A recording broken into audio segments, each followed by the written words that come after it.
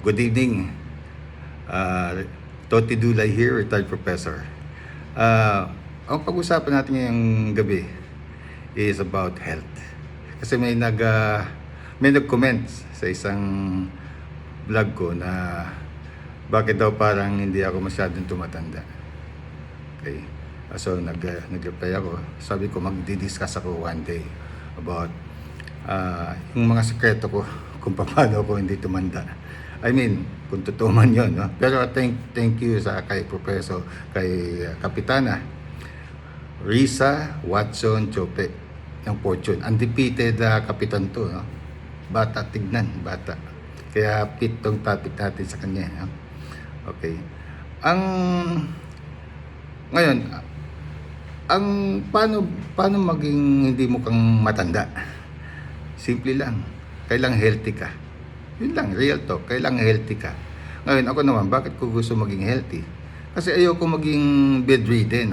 Ayoko maging perwisyo sa mga anak ko, sa mga kamag-anak ko. Gusto ko, healthy ako para kahit pa paano makatulong pa ako sa iba. Ganun. Gusto ko umabot ako ng 96 years old. Tulad ng nanay ko. Ganun. Kailangan may ambisyon ka na maging healthy talaga. Para umaandar yun sa mindset mo. Ngayon, so ang topic natin ngayon is how to look young without trying. Kasi hindi ko naman intention na parang magbukang young ako eh. Ang gusto ko lang naman maging healthy. Di ba? Dahil gusto ko ngang makatulong sa kapwa, no? At saka hindi maging perwisyo sa ibang tao. 65 na ako ngayon, ha? Ka-retire ko lang sa FEU. Ngayon, sa edad kong 65, hindi pa ako nagkasakit. Totoo, hindi pa ako nagkasakit. Yung mga executive check-up namin sa FEU, parating normal lang lahat ng indications ko. 2 beses nagpa-executive check-up ako sa Marikina Valley. Tapos later on, bago ako mag-retire, nagpa-executive check-up din ako sa FEU. Lahat normal. May konting lang, yung slightly obese daw ako. Yun lang, slightly obese. Sa akin, okay lang yun. Kasi mas gusto kong mukhang chubby ng konti. Ayun ang isang sekreto para magmukhang bata eh. Di ba pangit tignan pag medyo sobrang mapayat? Kaya ako mas gusto ko yung mukhang chubby ng konti. Di ba, salitang kanto, yung salitang, malaman, makatas, di ba? Diyan ang gagaling sa mukhang chubby ka ng konti. Kaya yan ang isang sekreto. Ngayon, 4 ang nakita kong paraan para magmukhang healthy, no? Una, matulog ng maaga. Real talk lang to walang nating fancy Matulog ka ng maaga. Kung gigising ka ng maaga, matulog ka ng maaga. Kung pwede ka namang gumising ng medyo tanghali, pwede ka magpuyat. Basta 6, 7, or 8 hours per day ang punterihin mong tulog. Okay yun, Pangalawa, balanced diet ka talaga dapat. Ang pagkain mo, balanced diet. May gulay, as much as possible may gulay, may isda, may prutas, at may konting karne. Ngayon, ako naman, ang ginagawa ko, kasi hindi ako mapili sa pagkain kung ano lang nilatag ng misis ko sa mesa. Ang ginagawa ko, a little bit of everything. A little bit of everything. Huwag lang sosobra sa isang plato yung kakainin ko. Kailangan mga 1/2 plate lang. Pero tingnan mo, hindi naman ako pumayat, di ba? 1/2 plate lang. A little bit of everything, ganito ang concept nun. Kung alam ba, ang putahe mo sa mesa is itlog, bangus, spaghetti, tsaka kanin. A little of itlog, a little of bangus, a little of spaghetti, and a little bit of kanin. Tapos tubig. Ayos na.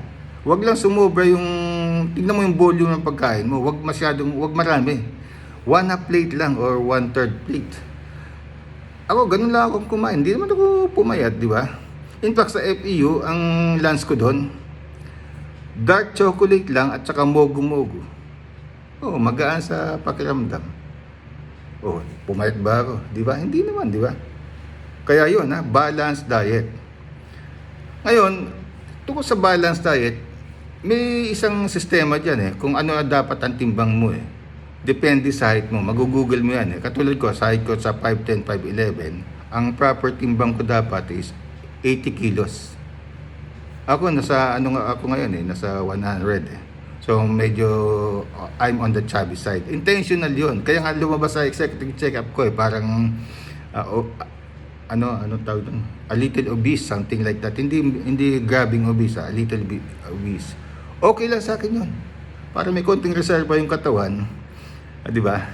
Kahit na magutom, may konting reserba pa yung katawan. Ganon. Intentional 'yun. Pero alam mo, konti lang ako kumain, pero bakit ganito ang timbang ko, 'di ba? Kaya okay lang eh. Ngayon, isa pa, exercise. Ang exercise ko hindi yung sobrang strenuous. Naku, alam nyo mga kasama, may doktor akong kausap eh. Sabi niya ganito.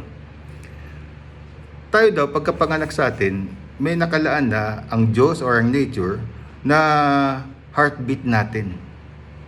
Hanggang sa mamatay tayo.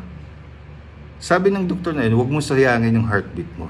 Kung alam mo, meron kang 1,500,000 heartbeat, eh di, huwag mo sayangin yung 1,500,000 heartbeat na yun. Okay? Yung, huwag kang mag-ano mga strenuous exercises. Ako, kung mag-exercise ako, ganito lang. Pag naliligo ako, sabay na yung exercise. Unang ligo ko, hot water, no?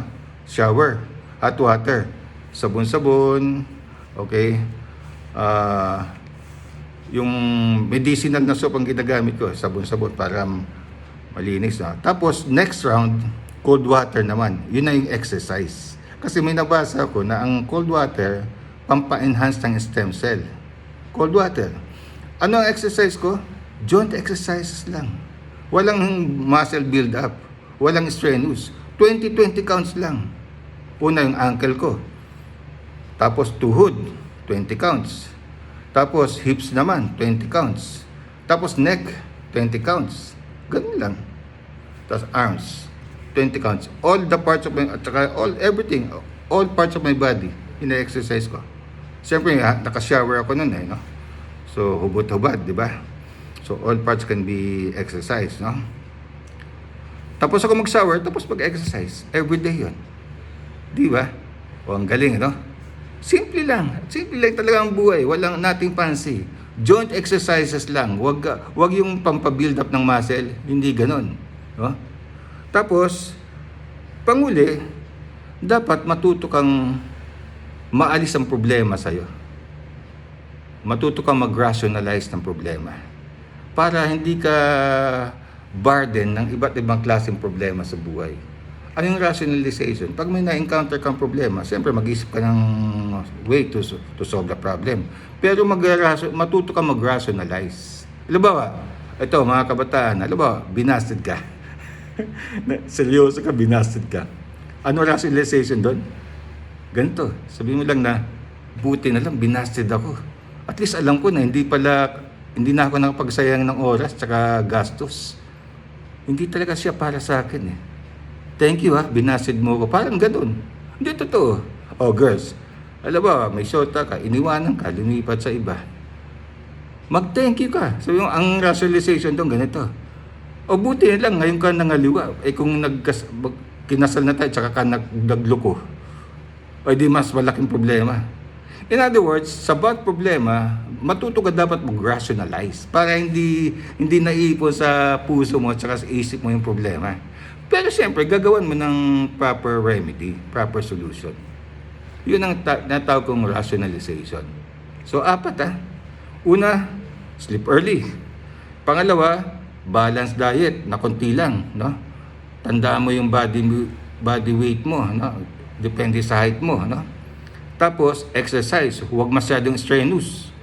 Kailangan, ako, joint exercises lang. Mga joint lang ina-exercise kong ganon. Okay? Lahat, all part of my body. Para lahat functioning. Tapos, matuto kang mag-rationalize ng bawat problema.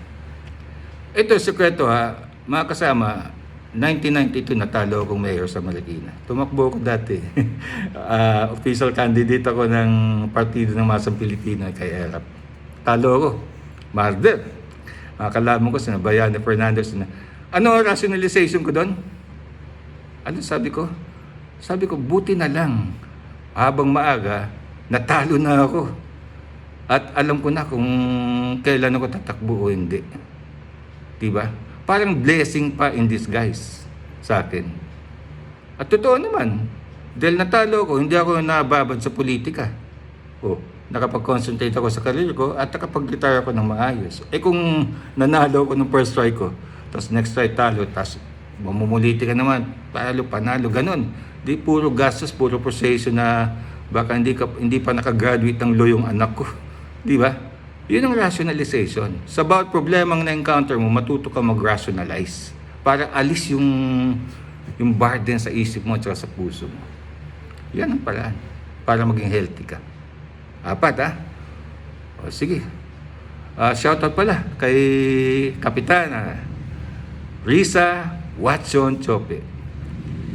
Mahal ng taga-fortune, undefeated, at may future sa Marikina.